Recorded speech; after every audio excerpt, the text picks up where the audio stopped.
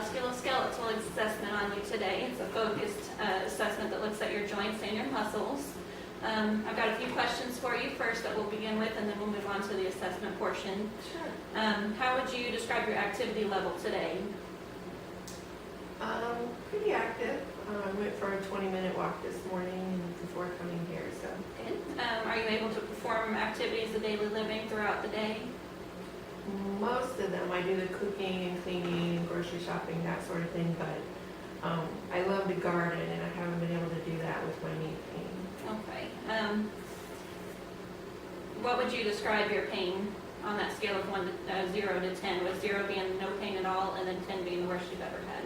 While gardening? Yes. Probably a 9 or a 10. Okay. Do you have any pain right now? Minimal, 1 maybe. Okay. When did the symptoms begin, your knee pain? About a year ago. Okay. How long does each episode last for you? After gardening, it'll be the rest of the day. Okay. Have you tried any treatments for it? Just heating pads and cold packs. Good. Do you smoke cigarettes or any kind of smoking, drink alcohol, or use caffeine? No. Okay, that's good, because any of those elements, they contribute to your risk of osteoporosis, so it's very good to kind of refrain from those if possible, especially if you're having joint pain already. Do you have any other conditions or illness that might affect the musculoskeletal system? No. Okay, have you ever broken a bone? No. Okay. If you did, I would just ask you like where the bone break occurred, what type of treatment that was provided as well. And then are you experiencing any muscle weakness today? No. No. Any episodes of frequent falls? No. Okay. Do you take any over-the-counter medicines or prescription medicines for any musculoskeletal difficulties, your knee or anything? Okay. And then how much time do you spend outdoors?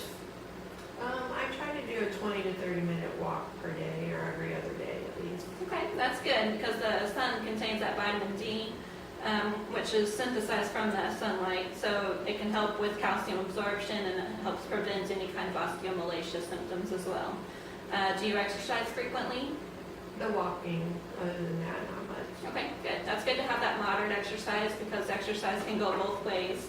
If you exercise frequently and excessively, it could have like a wear and tear type injury, but also lack of exercise can also cause muscle weakness as well. So that's good that you keep up that moderate exercise.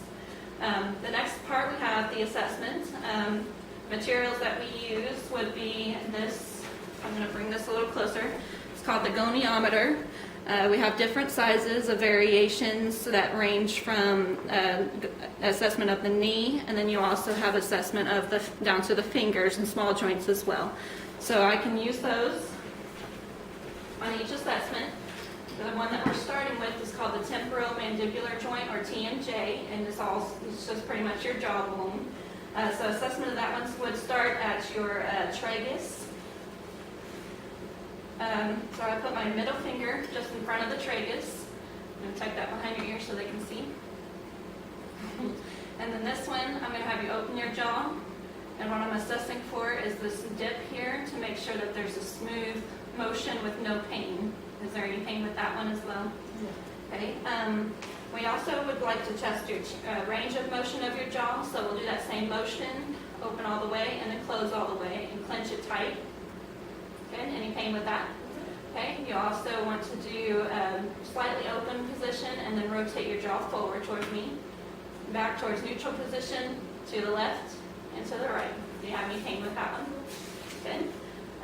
We assess the shoulders as well. So with you facing me, we compare the right to the left shoulder to make sure that it's equal height.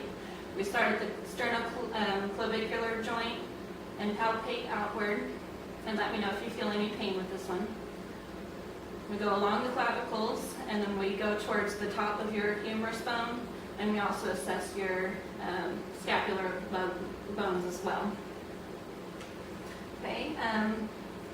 To test the range of motion, we'll have you shrug your shoulders both at the same time.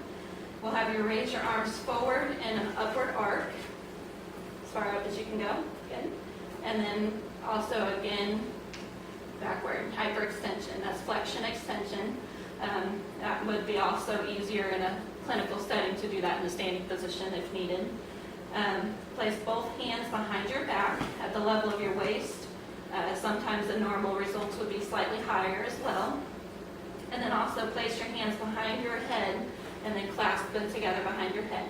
And you should be free of pain or any kind of swelling. Resistance can be provided with any of these movements of any joints as well to test for muscle strength. We would assess next the elbows. So we'll just start with the inspection part of the assessment. We look at both sides, both elbows for any kind of swelling, deformities, growths, or lumps. Yes. Do you have any pain or problems with your elbows? No. Okay, good. We'd like to check your range of motion also from the elbows, so we'll have you just put your elbow straight out forward, right arm flexed towards your shoulder, and left arm flexed towards your shoulder. Good. And also with that extended arm, the palms up is called pronation, and then, pronation is the act of moving the palms down, and that rotates your elbow. Any pain with that one? Yeah. Okay, good. And then again, you can use resistance on those as well to test the strength of your muscles. If you were to complain of any muscle weakness, but you said there's no weakness of your muscles. Okay, the next one we have the assessment of the wrist and hands. So I'm going to have you swing your legs around to the front. We'll use the table on this one. And we'll have you place both of your hands straight on the table. You just look first, inspect it, any kind of swelling, deformities, growths, look at each of the joints as well to see if there's any kind of nodes in the finger joints. You look for the texture to be consistent, the temperature to be consistent, and the color to be consistent, which looks good on this one as well. Temperature you can feel with the back of your hand to see if there's any variation in temperature. Then you can also check the range of the motion on the wrist. So wave motion, you move your hands towards your thumb and also move away from the thumb. You look for symmetry, any pain or swelling on that one. Let's do one hand at a time. So right arm, bend your wrist down and up. Good. And then left hand, bend your wrist down. And then we'll go up. Let me know if you have any pain with that. Okay. And last, we can do something called the Phelan test. It's a 90-degree angle flexion for 60 seconds with your hands toward each other with the palm of your hands touching. You should be able to do this for 60 seconds with no signs of swelling or tingling. The presence of tingling would indicate some kind of a carpal tunnel syndrome conditions of the wrist. So that one's the end of the wrist and the hands. We can do the assessment next on the hips. So for this one, I'm going to have you laying supine, which is also called on your back.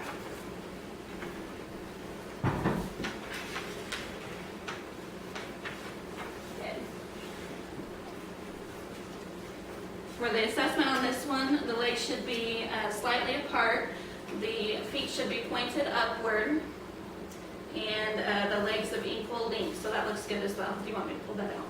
Are you comfortable? Okay. Okay. To test the range of motion of your legs, you have flexion of your hips. So keeping your legs straight, we'll have you raise your right leg up. Good. And then your left leg up. Okay, doing the same thing, we'll have you bend your right knee and place it on the table. Good. And this one is going to do the internal and external rotation of the hip. So we'll have rotate towards the midline, which is toward the center of your body, and rotate outward. Good. Any pain of that one? And then we'll switch into your left as well. Towards midline, and then towards out again. Okay. Okay. We can also, again, do resistance and test muscle strength by placing resistance against any of those motions. Next, we'll do the spine, so we'll have you standing up on this one. And let's come a little forward here. Okay. The right and left scapula should be equal, so let's do a side view here. The scapula is the bone on the upper end. They should be equal. And also palpate each vertebral process or the bones in the spinal.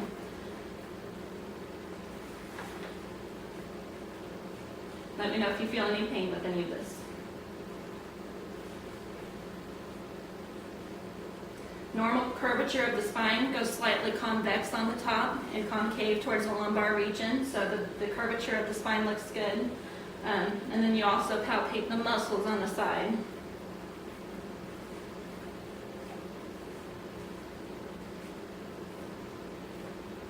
Do you have any back pain or problems with your back? No.